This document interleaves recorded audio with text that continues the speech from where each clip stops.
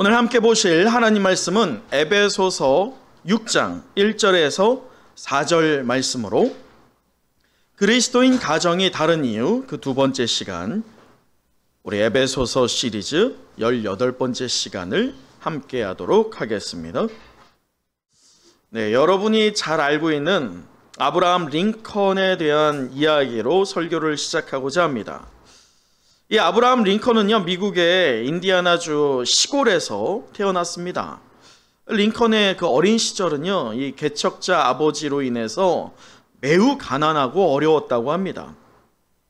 그 어머니 낸시는 그 어려운 환경에서도요, 이 아들에게 글과 성경으로 할 수 있는 최선을 다해서 교육을 시켰다고 해요.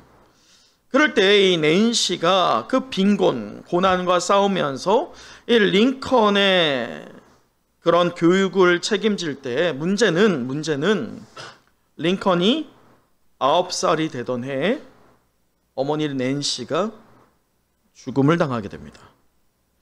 당시에는 여러 풍토병들이 많았기 때문에 더 그랬겠죠. 갑작스런 세상을 떠나게 되었어요. 그러나 이 임종을 앞두고 있던 어머니 낸시가요, 링컨을 조용히 부르고선 이렇게 유언을 남겼어요. 아들아, 나는 너를 두고 하나님 앞으로 먼저 간단다.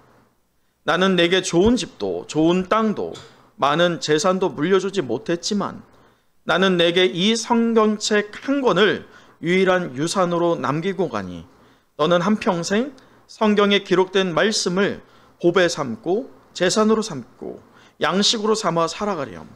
그러면 내 길이 형통할 거야 라고 하는 유언을 남기고 그렇게 운명을 달리했어요. 문제는 그 이후에 이 아버지 이름이 토마스거든요. 토마스가 세장가를 가게 됐죠. 그렇게 세장가를 간 이후에 링컨을 보니, 아들을 보니 그 아들이 좀 그냥 보편적인 삶을 살면서 이 개척자의 아들로서 땅을 일구는 어떤 농부로서의 삶을 살았으면 좋겠는데 아들이 매일 뭐 하고 있어요? 책 보고 성경 보고 그렇게 하는 거예요. 그걸 매우 못마땅해 여겼다고 합니다. 아버지 토마스가요. 근데 이때 새엄마 이름이 뭐냐? 사라예요. 그 사라가 이 토마스 남편을 설득합니다. 여보, 나는 링컨의 엄마예요. 링컨을 낳아준 엄마 낸시가 성경의 가르침과 책의 가르침을 통해서 아이를 가르쳤듯이 저도 그렇게 하고 싶어요 라고 하면서 남편을 설득했어요. 훗날 이렇게 장성하게 된 링컨이 이렇게 고백했다고 하죠. 내가 이렇게 성장할 수 있었던 것은 두 어머니의 덕입니다. 두 어머니께서는 나를 가장 위대한 유산을 물려주셨기 때문입니다 라고 고백했던 그 링컨, 그는 미국의 역대 대통령 중 가장 위대하다라고 일컬어지고 있어요. 근데 여기에서 또 하나 흥미로운 것은요, 1861년 16대 대통령으로 이 아브라함 링컨이 대통령으로 선언을 하게 되는데 당시에 그 선언하던 책이 있어요. 그 이전까지는 그런 일이 없었다고 합니다. 링컨이 처음으로 자신이 사용하던 이 벨벳 위에, 그러니까 벨벳으로 된 성경 그 위에 손을 얹고 대통령 선언을 했다고 해요. 그것이 첫 번째로 성경 위에 손을 얹은 대통령이었고, 그 이후부터는 지금 미국 대통령 선언을 취임하는 걸 보면 성경책 위에 손을 얹습니다. 그것이 링컨 때부터 시작되었다고 하죠. 자, 여러분, 이렇게 자녀를 키워간다. 그 자녀가 훌륭하다. 그 부모의 훌륭함이 더했기 때문일 줄 믿습니다. 여러분 기억하세요. 우리가 지난 시간 사도 바울이 이 그리스도인 가정이 세상과 다를 수밖에 없었던 이유에 대해서 우리에게 교훈했던 바가 있습니다. 먼저는 그리스도인 남편과 아내의 관계를 그리스도와 교회의 관계와 빗대어서 그렇게 설명을 했었죠. 그러니까 그리스도와 교회가 연합되는 것처럼 아내와 남편이 연합되는 것을 설명했던 사도 바울이었어요. 자, 그럴 때 기억하세요? 이 아내들에게, 그리스도인 아내에게 무엇을 요구했어요? 그리스도 안에서 돕는 배필로서 그리스도를 경외함으로 복종, 그것이 그냥 어떤 힘의 원리에서의 복종이 아니라 존중하라 라고 하는 권면을 했습니다. 이후에 또 그리스도인 남편에게는 하나님의 창조 질서를 따라서 아내를 어떻게 하라? 사랑하라. 어느 정도로? 정도 것이 아니라 예수 그리스도께서 죽기까지 나를 사랑하신 것처럼 아내를 사랑하라 라고 하면서, 그렇게 할 때에 그렇게 이루어진 부부, 그렇게 이루어진 그리스도인 가정이 세상과 같아요, 달라요? 다르다라는 것을 분명히 선언했던 사도 바울입니다. 그것을 적용했던 여러분의 지난 한 주였을 줄 믿습니다. 죽기까지 아내를 사랑하신 남편분들이었죠? 아멘. 우리 장로님이 아멘 하시면 할렐루야입니다. 우리 또한 남편을 그리스도를 존중하듯이 그리스도를 경외하는 것처럼 존중하였던 우리 그리스도인 아내분들이었을 줄 믿습니다. 아멘? 아멘이 굉장히 작네요.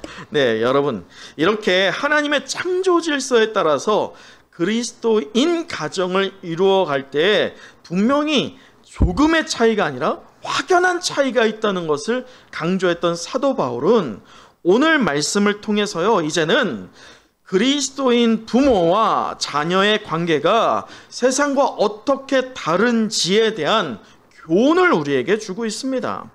여러분, 오늘 말씀에서 우리가 한 가지 주목해야 할 것이 있어요. 그것은 지난 시간에도요, 이 그리스도인 부부 관계를 이야기할 때 어떤 한쪽에 더 치우침이 있었어요? 한쪽에 더 짐을 지었습니까? 아니었어요. 그리스도인 남편, 그리스도인 아내에게 공통의 사역과 공통의 사명을 허락해 주셨어요. 그렇게 각자에게 분량의 허락된 사명을, 순종을 그렇게 해 나갈 때 그리스도인 가정으로서 오롯이 설 수 있다는 권면을 줬지 않습니까? 오늘 말씀도 똑같아요. 오늘 말씀도 이 그리스도인 자녀와 그리스도인 부모가 각기 역량에 분명히 주어진 사명이 있다는 것을 우리에게 교훈하고 있습니다. 저는 오늘 이 시간 세상과 조금의 차이가 아니에요, 확연한 차이가 나는 그리스도인 가정으로서 부름받은 저와 여러분이 그리스도인 자녀와 그리스도인 부모에게 그렇게 요구하시는 바가 무엇인지를 성경을 통해서 해답을 찾아보고 우리의 가정에 그렇게 적용해보는 은혜함 넘치는 시간 되기를 간절히 소망합니다. 자, 여러분, 말씀을 오늘 잘 보셨으면 좋겠어요. 오늘 말씀을 단 4절밖에 되지 않아요. 이 4절을 잘 보시면 자녀에게 주고 있는 권면이 몇 계절로 구성되어 있어요? 잘 보시고 하라니까요. 자, 빨리 보세요. 자, 읽어보시고 다시 한번 읽어보시고, 여러분 생각 없이 말씀을 듣지 말고 연구하면서 들으셔야 돼요. 자, 말씀을 볼 때 자녀들에게, 그리스도인 자녀들에게 주는 권면이 몇 계절이에요? 몇 계절이에요? 3계절이에요. 자, 3계절로 구성되어 있지만 사실은 두 가지의 큰 두 개의 축이 있습니다. 그게 바로 1절인데, 첫 번째가 1절인데 1절 같이 읽어보도록 하죠. 시작. 자녀들아, 주 안에서 너희 부모에게 순종하라. 네. 이것이 옳으니라. 지금 첫 번째는 자녀들에게 너희 부모에게 무엇하라? 순종하라. 이게 첫 번째 기둥이에요. 두 번째는 2절인데 2절도 읽어보도록 하죠. 시작. 내 아버지와 어머니를 공경하라. 이것은 약속이 있는 첫 계명이니. 자, 보세요. 아버지와 어머니를 무엇하라고요? 공경하라. 그곳 이 자녀들에게 3개의 절을 통해서 이야기하고 있는 2개가 뭐예요? 순종과 공경을 이야기하고 있다는 것입니다. 그렇다면 왜 오늘 사도 바울이, 아니 성경이 왜 그리스도인 자녀들에게 부모를 향하여서 순종과 공경을 요구하고 있느냐, 이것을 우리는 알아야 됩니다. 성경을 보면요, 순종이라는 단어가 진짜 많이 나오거든요. 그런데 그만큼 이 순종이라는 단어가 많이 나온다는 것은 성도의 생활에 있어서 하나님이 무엇을 강조하는 거예요? 순종을 강조하는 거예요. 자, 그럴 때 성경에서 첫 번째로 순종한 사람을 소개하는데 그가 누구일까요? 아브라함입니다. 그 아브라함이 무엇으로 순종했을까요? 우리 창세기 26장을 한번 보도록 할까요? 창세기 26장 5절을 한번 같이 읽어보도록 하죠. 이때 하나님께서요, 처음으로 사람을 향하여서 순종하였다라고 하는 말씀을 하게 되거든요. 우리 26장 5절 함께 읽도록 합니다. 시작. 이는 아브라함이 내 말을 순종하고 내 명령과 내 계명과 내 율례와 내 법도를 지켰음이라 하시니라. 아멘. 여러분, 이 말씀을 보면 아브라함이 순종했다라는 것, 그 순종이 누구에 대한 순종이에요? 성경에서 요구하고 있는 순종의 첫 번째는 하나님에 대한 순종입니다. 그렇게 하나님에 대해서 순종한다? 그러는 말씀에 대해서도 순종하게 돼요. 그렇게 하나님께 순종하는 사람은요, 바른 신앙을 가질 수밖에 없게 되죠. 그렇게 바른 신앙을 가진 자들은 하나님을 따르며 하나님의 명령을 지킬 수밖에 없게 됩니다. 그 대표적인 게 이삭이에요. 여러분, 이삭이 이 아브라함이 하나님께서 번제물로 드리라 라고 할 때 아내에게 말합니까? 안 말해요. 아내에게 말하면 어떻게 되니까? 절대적으로 말리니까 안 말하고 비밀리 나갑니다. 그리고 따르던 종은 또 어떻게 합니까? 돌려보냅니다. 마지막에 누구만 데리고 가요? 이삭만 데리고 가요. 여러분, 그럴 때 이 아브라함의 나이가 몇 살이에요? 이 100세가 넘지 않습니까? 그럴 때 이삭이 아버지가 자기를 번제물로 드린다라고 할 때 이삭이 그냥 나 잡수쇼. 그렇게 한 원인이 뭐겠어요? 이삭이 힘이 없어서겠어요? 저는 단언컨대 아브라함을 압도할 만한 힘이 이미 이삭에게 있었다고 봅니다. 그런데 마치 어린 양처럼 끌려가거든요. 그렇다면 이삭이 왜 그랬겠냐는 거예요. 이삭이 누구에 대한 순종이겠어요? 부모에 대한 순종이에요? 아니었어요. 이삭이 그렇게 번제물로 자기가 드려지겠다라고 결단한 것은 아버지의 어떤 그러한 의지에 대한 순종이 아니라 아버지가 믿고 있는 하나님에 대한 순종이었어요. 여러분, 그러한 순종이 우리에게 먼저 있어야 됩니다. 그렇게 하나님에 대한 순종을 할 때 하나님은 거기에서 머물지 않으십니다. 하나님께서는 우리가 하나님이 우리 택하신 백성들을 위하여서 10개의 계명을 주셨죠. 그 10개의 계명을 우리는 뭐라고 합니까? 십계명이라고요. 십계명에서 첫 번째 계명에서부터 네 번째 계명까지는 하나님과 우리 사람 사이에서의 관계에서 마땅히 따라야 할 계명들이 기록되어 있어요. 그리고 5계명에서부터 마지막 10계명까지는 사람 사이에 마땅히 따라야 할 계명이 기록됩니다.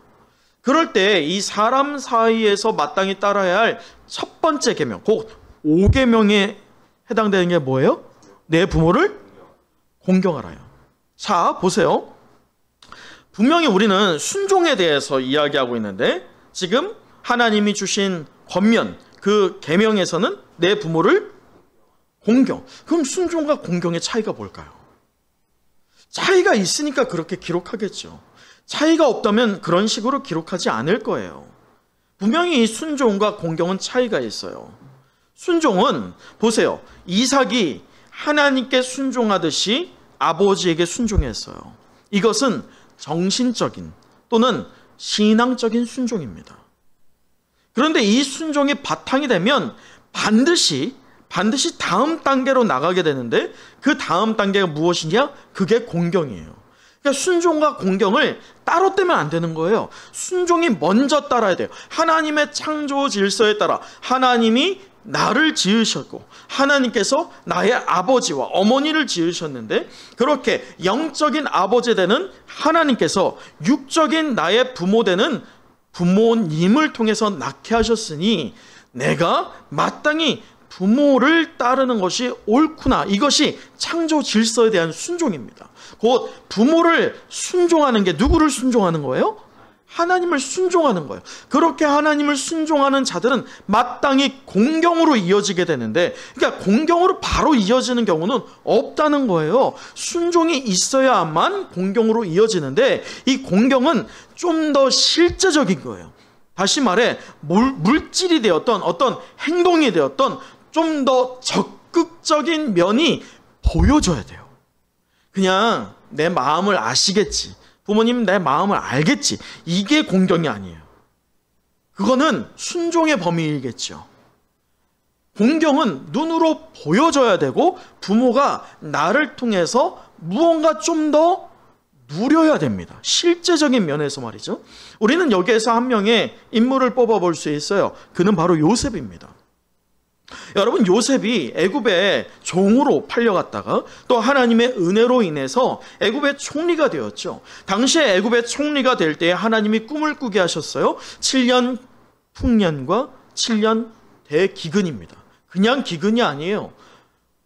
모든 그 지역이 다 기근으로 말라 죽는 것입니다. 당연히 이스라엘 민족이 있던 그곳도 기근으로 죽음 가운데 처해집니다. 그러나 하나님께서는 애굽으로 인도하시죠. 총리가 되었던 요셉은 모든 것을 깨닫게 됩니다. 자신의 이 모든 과정이 무엇을 위함이에요? 나의 민족을 구원하기 위한 하나님의 계획이구나. 그러니 내가 하나님의 무엇이다? 도구이구나. 이것을 꿰뚫어 봤던 요셉입니다. 그렇게 요셉으로서, 총리로서 가족들이 애굽으로 오게 될 때 그 아버지 야곱을 어떻게 대해요? 죽을 때까지 최선을 다해서 아버지를 모십니다. 아버지의 죽음 이후의 그 장례도요, 그냥 대충 끝내지 않아요. 마치 당시에 왕을 장사 지낸 것처럼 그렇게 아버지를 죽은 이후에까지도 섬겼던 요셉이요. 바로 이런 것처럼 부모가 느낄 만한, 누릴 만한 그것이 바로 공경입니다. 사랑하는 성의 영가족 여러분, 제가 하나의 예화를 들려드릴게요. 이 조선 왕조에 18대 임금이 있어요. 우리 온유가 참 잘 아는데 18대 왕조가 누군지 아니? 효종입니다. 그 효종은요, 참 효가 있었던, 이름처럼 효가 있었던 임금 중에 하나인데, 그 효종이요, 이게 민정시찰을 가끔 나가거든요. 그럴 때 어떤 노모를 업고선 오는 아들을 본 거예요. 근데 궁금한 거예요, 효종이. 그래서 여보라, 저희를 불러와봐라 라고 하고서는 물어본 거예요. 너는 왜 이 노모가 걷지도 못하는데 어렵게도 그 노모를 굳이 데리고 와서 내 앞에 엎드리게 하느냐, 왜 부모를 그렇게 고통스럽게 하느냐, 그 이야기를 한 거예요. 아들이 하는 말이 무엇이냐, 우리 어머니가 왕의 얼굴을 한 번이라도 보기를 원했다. 너무나도 간절히 원하다 보니까 내가 할 수 있는 게 없어서 어머니를 모시고 업고 그 먼 길이지만 기꺼이 왕 앞에 왔노라고 그렇게 고백했다고 하죠. 그럴 때 왕이 그 아들을 어떻게 했겠어요? 융성하게 대접을 했어요. 근데 이 소식이 어떻게 되겠습니까? 퍼져나가죠. 그랬더니 불효자가 있어요. 어머니와 아버지를 챙기지도 않았던 불효자가 있는데, 그 불효자가 어떻게 했겠어요? 어머니를 똑같이 업고서는 왕 앞에 나왔습니다. 그런데 문제는 왕이 또 효종이 그 앞에 서서 불렀어요. 그런데 사람들이 웅성웅성됩니다. 왜 웅성웅성되겠어요? 그가 어떤 이니까? 불효자라는 걸 사람들이 다 알아요. 근데 이 불효자가 하는 말이 첫 번째 말했던 효자의 말과 똑같았어요. 근데 옆에 있던 신하가 이렇게 고백합니다. 왕이시여, 이 이는 지금 옆에서 들리는 말로는 불효자 중에 불효자라고 합니다. 그가 지금 왕에게 무언가를 받기 원해서 효자인 척한다고 합니다. 그러니 그를 벌하여 주시옵소서 라고 말했다고 합니다. 효정이 어떻게 했을까요? 그에게 상급을 내립니다. 왜냐? 여봐라, 흉내 내는 것조차도 효자다. 하물며 흉내를 내지 않는 이들이 얼마나 많느냐 라는 말을 했다고 합니다. 여러분, 이 시대가요, 부모에게 효를 하는 척도 안 하는 시대입니다. 세상이 그렇게 흘러가요. 그러나 우리가 그리스도인 가정이 되었다라고 한다면, 그리스도인 자녀가 되었다라고 한다면, 마땅히 우리 부모를 향하여서 하나님께 순종하는 순종의 모습이, 또 무언가 실제적이고 물질적이고 그리고 행동적인 그러한 공경을 다하는 우리 그리스도인 가정되는 저와 여러분 되시기를 간절히 축복합니다. 여러분, 성경을 보면요, 신명기 5장 16절에 부모에 대한 공경에 대한 그 결과를 이야기하거든요. 신명기 5장 16절에 이렇게 되어 있어요. 부모를 효를 다할 때에 내 생명이 길고 내가 복을 누리리라 라고 말이죠. 여러분, 이것은 다만 이 세상에서 끝나지 않아요. 하나님의 이 놀라운 축복은요, 이 세상을 초월하여서 우리가 저 하나님 나라에 약속한 축복까지 이어지게 될 줄 믿습니다.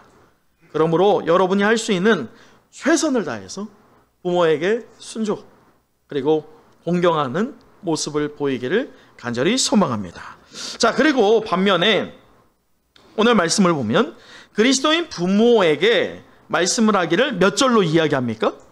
딱 한 절이에요. 자, 4절 한번 읽어보도록 할까요? 4절입니다. 시작. 오 아비들아, 너희 자녀를 노엽게 하지 말고 오직 주의 교훈과 훈계로 양육하라. 자, 말씀을 보세요. 두 가지로 또 요약이 되죠. 하나는 뭐예요? 내 자녀를 노엽게 하지 마. 두 번째는 뭡니까? 오직 주. 그렇죠. 아주 잘 봤어요. 그냥 교훈과 훈계가 아니에요. 오직 주의 교훈과 훈계로 양육하라 라는 말씀입니다. 그런데 이게 단 몇 절이에요? 한 절이에요. 자, 여러분 보세요. 양적인 것으로 보았을 때면 무엇에 강조점이 있다고 생각이 돼요? 자녀에 대한 책임, 그것을 좀 더 강조하는 것처럼 우리가 오해할 수 있어요. 하지만 그건 옳지 않아요. 양의 문제가 아니에요. 왜냐? 잘 생각해 보세요. 그리스도인 부모에게서 어떤 교육과 어떤 가르침을 받았느냐에 따라서 그리스도인 무엇이 되는 거예요? 자녀가 되는 거예요. 그리스도인 자녀는 그냥 나오지 않아요. 그리스도인 자녀는 누구로부터 나와요? 그리스도인 부모로부터 나와요. 그렇기 때문에 단 한 절이지만 이 한 절에 담고 있는 그 무게감이 상당합니다. 그렇기 때문에 우리는 더 주의해서 봐야 할 필요가 있습니다. 사랑하는 은성의 가족 여러분, 우리가 교육이라고 할 때 그 교육은 한 사람 개인만이 아니라 이 나라의 미래를 설계하고 또한 청사진을 그리는 일이라고 우리가 그렇게 교육이라고 하는 이미지를 갖고 있습니다. 그걸 계몽이라고 했죠. 우리나라도요, 처음에 복음이 들어올 때 글 못 읽는 사람들이 수두룩했어요. 그렇다면 성경이 반포가 되었잖아요. 성경이 배포가 되었어요. 어떻게 배포가 되었겠냐는 거예요. 어떻게 교회가 퍼져나갔겠냐는 거예요. 처음으로 선교사들이 들어올 때 했던 일이 성경을 보여주면서 읽게 한 게 아니에요. 먼저 뭐였을까요? 한글을 가르쳤어요. 글을 모르는 자들을 데리고 와서 그들에게 먼저 자기 이름을 쓸 수 있게 해줬어요. 네 이름이 이거야. 글을 쓰게 해줬죠. 글을 알게 해줬어요. 그런데요, 여러분 자녀를 키워봐서 알 거예요. 글을 이제 막 배우는 애들이요, 어떻게 해요?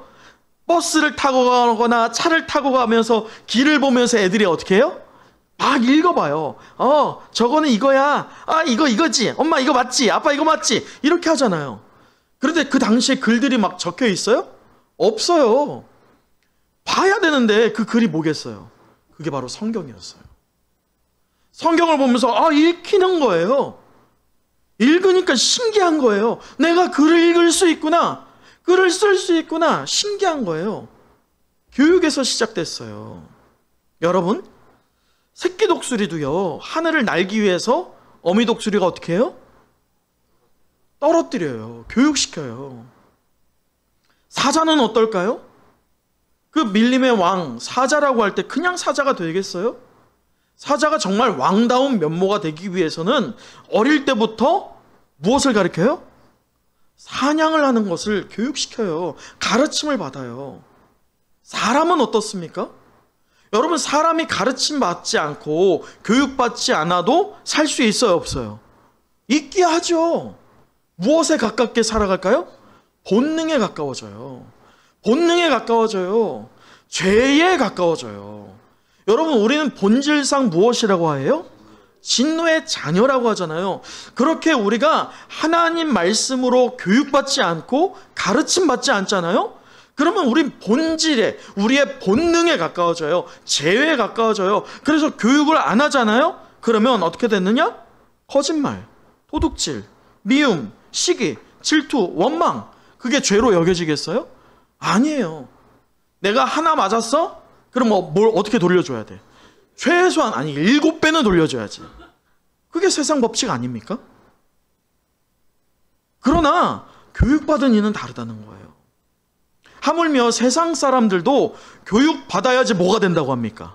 사람 된다고 해요. 세상의 이치에서도 교육받아야지 사람 돼. 여러분, 아무리 부모가 정말 어려운 살림을 하고 있고 어려운 노동을 하는 그 계급이다 할지라도요, 자녀만큼은 어떻게 키우기를 원해요? 너는 달라야지. 너는 나처럼 살면 안 돼. 그러면서 무엇을 시키려고 그렇게 애를 씁니까? 교육을 시키려고 그렇게 애쓰지 않아요? 하물며 세상도 그래요. 그런데 하나님의 사람, 그 믿음의 사람을 키워내는데 교육이 없다? 어떻게 믿음의 사람을 키워낼 수 있겠냐는 것입니다. 그런데 우리가 새로운 피조물 되는 우리의 그리스도인 자녀로 키우기 위해선 이렇게 교육이 필요한데, 여기에서 우리가 한 가지 유의해야 할 것을 사도 바울이 우리에게 제시합니다. 그게 4절의 첫 번째인데, 우리 다시 한번 4절 읽어보도록 하죠. 시작. 오 아비들아, 너희 자녀를 노엽게 하지 말고. 바로 이거예요. 자녀를 어떻게 하지 말라고요? 여러분, 자녀가 왜 노여워질까요? 왜 자녀가 노여워질까요? 자녀가 어리고 자기 슬하에 있다는 이유로 함부로 하기 때문이에요. 제가 중고부등부 그리고 청년부를 많이 사역을 해봤거든요. 그럴 때 느꼈던 바가 있는데요.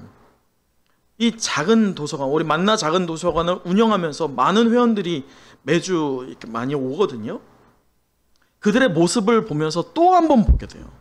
그게 뭐냐면, 이 부모님들이, 특히나 어머니들이 많이 그렇습니다. 뭐냐면 자꾸 자녀 교육에 이것저것을 아이에게 가르쳐요. 근데 그 가르침이 누가 원하는 가르침일까요? 그 엄마가 원하는 가르침이에요. 그래서 엄마가 원하는 가르침대로 아이가 따르지 않아? 어떻게 할까요? 처음엔 좋게 말해요, 다. 어디서 뭐 들은 게 있으니까. 좋게 말하지만 애가 들어요? 애가 들으면 참 좋겠지만 안 들어. 그런데 이 남자애들이 참 안 듣더라고. 보니까 도서관에서도 보면, 야, 저 엄마 참 힘들겠다.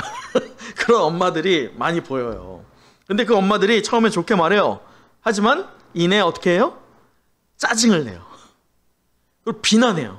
넌 왜 이것도 몰라? 라고 하면서요. 그러다 나중에 더 화가 나면 어떻게 할까요? 욕하고 때려요. 야, 이놈의 새끼 하면서 막 때리더라고. 근데 그 엄마들이 갖고 있는 똑같은 생각이 있어요. 똑같은 생각. 내가 이렇게 할 때 내 애를 컨트롤할 수 있다는 거예요. 내 식대로 이렇게 할 때 아이가 따라온다라고 생각해요. 분명히 따라와요. 언제까지? 어느 선까지만. 그 어느 선이 언제인지 아세요? 아니에요. 제가 보니까 이게 지금 작은 도서관 1년 이제 갓 했잖아요. 1년밖에 안 했어요. 1년. 작년에 2학년이었던 애가 있어요. 그 2학년 애가 엄마한테 그렇게 걔만 오면 난 정말 너무 불쌍했어. 애를 딱 붙잡고 간식하고 이렇게 사줘요. 참 그것만 보면 너무 좋은 엄마야. 딱 잡고서는 뭐예요? 그때부터 한 1시간 넘게 동안 애를 잡아. 숙제를 하게 하는데 엄마가 이제 강요를 하면서 교육을 시켜요. 근데 애가 못 따라오면 앞서 말했던 짜증, 비난, 그 욕설, 때리는 것까지 이게 매번 제가 봅니다. 그거를. 근데 애가 그 교육을 받으면서 엄마에게 순종하던 게 작년이에요. 올해 방학, 제가 여름방학 지났잖아요. 한 달밖에 되지 않거든요. 한 달 전만 해도 아이가 그래도 엄마를 따랐단 말이에요. 한 달 딱 지나고 나니까 아이가 어떻게 하는지 아세요? 반대가 됐더라고. 역전됐어. 엄마에게 짜증 부리고요. 엄마를 비난해요. 왠지 아세요? 애 지능이, 애 지성이 어느 수준으로 이제 올라온 거예요. 엄마의 수준과 비슷해지는 거예요. 논리적이 된 거예요. 자기의 논리에 따져보니까 나에게 이렇게 강요하고 있는 엄마는 어때요? 그렇게 안 하고 있거든. 아이가 논리정연하게 얘기하면서도요, 아이가 엄마에게 어떻게 하느냐? 짜증내요. 비난합니다. 그런데요, 여기에서 엄마가 캐치를 해야 돼요. 엄마가요, 분명히 방학 전만 해도 이 아이 앞에서요, 아주 큰 사람처럼 보였거든요. 그런데 다만 한 달 지나고 나서 이 아이를 대할 때 엄마가 어떤지 아세요? 전 깜짝 놀랐어. 절절매. 한 달 만에. 애를 어떻게 할 줄은 몰라. 왜냐면 자기 컨트롤 안에 들어온다고 생각했는데 벗어난 거예요. 자기가 어떻게 할 줄 몰라 하는 거예요. 여기에서요, 잘 캐치를 하지 않으면요, 우리 뒤에 그 엄마가 했던 행위 두 가지 남았죠. 뭐예요? 욕설과 폭행으로 이어져요. 여러분, 그게 누구의 책임이겠어요?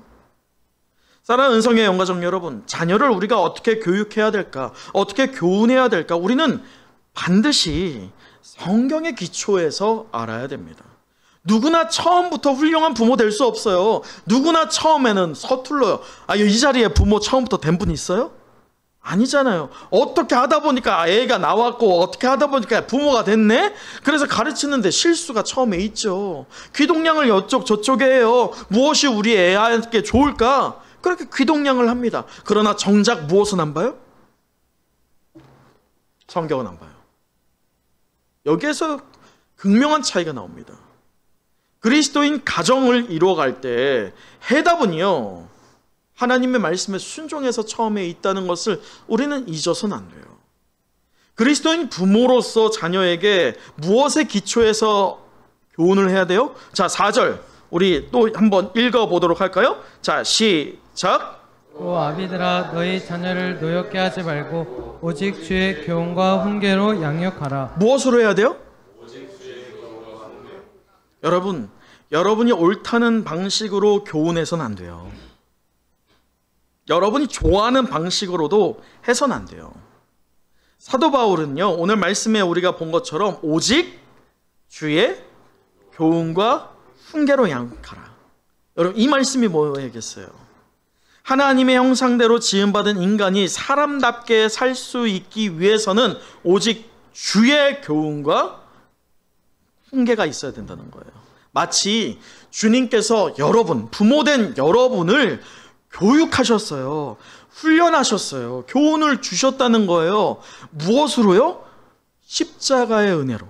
십자가로 먼저 본을 보이셨어요. 어떻게 하면 실제적인 것이 어떤 것인지에 대해서 먼저 보여주셨어요. 그것이 교훈 아니겠어요? 그것이 우리에게 그렇게 양분이 된 거 아니겠습니까? 그렇기 때문에 주님께서 우리에게 본 보이셨듯이 우리 역시나 하나님의 사랑과 이웃 사랑에 대해서 실천적인 모습이 반영되어야 할 줄 믿습니다. 여러분, 잘 생각해 보세요. 여러분이 그렇게 실천적인 모습이 보여질 때가 언제겠어요? 저는 분명히 우리가 이 삶 공부를 통해서 몇 번의 삶 공부가 있었죠. 생명의 삶, 확신의 삶, 그리고 이제 새로운 삶을 준비 중이긴 합니다. 그럴 때 삶 공부가 쉬웠어요? 어려워요. 어려울 때 왜 어려워요? 과제가 있어요. 말씀 외워야 돼요. 여러분, 그런데 그렇게 쓰고 외우는 그 모습을 여러분 자녀가 본다고 해보세요. 매냥 누워가지고 맨날 드라마 보고 그렇게 유유자적하던 부모 모습이 어느 날 갑자기 말씀을 집중하고 있어요. 근데 그것이 어느 날 순간적으로 어떤 기간이 아니라 매번 내게 보여지는 부모의 모습이 그렇게 말씀에 전념하고 있고 주의 교훈을 따르고 있는 모습이 보여진단 말이에요. 그것이야말로 우리가 자녀에게 주어야 할 양육이에요. 저는 그래서 추석이 끝나고 나면 다시 무엇을 할까요? 상공부를 시작할 겁니다. 누구를 위해서일까요? 여러분을 위해서요. 저를 위해서가 아닙니다. 여러분의 선택이지만 그 선택을 경홀히 선택하지 마시고 주의 집중해서 결단함으로 내 자녀를 내가 양육함에 있어서 내가 먼저 주의 교훈과 책망을 받겠노라고 그런 사모함 가운데에서 상공부에 동참하는 여러분 되시기를 간절히 축복합니다. 말씀을 마칩니다. 우리는 오늘 그리스도인 가정이 다른 이유 그 두 번째 시간을 가지면서 에베소서 강의 18번째 시간을 가졌는데 우리 마지막으로요. 말씀이 짧으니까 1절에서 4절까지를 한 번 더 읽어보도록 하죠. 1절에서 4절 시작. 자녀들아 주 안에서 너희 부모에게 순종하라. 이것이 옳으니라. 내 아버지와 어머니를 공경하라. 이것은 약속이 있는 첫 계명이니 이로써 내가 잘되고 땅에서 장수하리라. 또 아비들아 너희 자녀를 노엽게 하지 말고 오직 주의 교훈과 훈계로 양육하라. 사랑하는 은성의 영가족 여러분, 모든 시대의 그리스도인 자녀들은요 단순히 부모에 대한 도덕적 의무감 때문이 아니라 하나님께서 부모에게 자녀를 양육하라고 하는 사명과 권한을 위임하여 주셨다는 사실, 곧 그 창조 질서를 인정함 안에서 부모에게 순종하고 공경이 마땅할 줄 압니다. 그것을 여러분에게 적용하여 주셨으면 좋겠어요. 또한 이처럼 그리스도인 자녀가 이제는 그렇게 순종하고 공경할 때 그리스도인 부모들은 자녀들을 그리스도의 형상에 따라 지음받은 고귀한 존재들로 마땅히 인정하며 하나님의 창조 질서에 따라서 그들의 인격과 감정을 존중하여 주의 무엇과 무엇으로? 교훈과 훈계로 양육하는 우리 부모들 되기를 간절히 축복합니다. 이처럼 그리스도인 자녀와 그리스도인 부모에게 각각 요구하는 바가 있어요. 어떤 한쪽으로 치우친 게 아니라고요. 그것을 우리의 가정에게 적용할 때 세상과 조금의 차이가 아니라 완전히 구별되는 어떤 가정? 그리스도인 가정 되기를 간절히 소망합니다.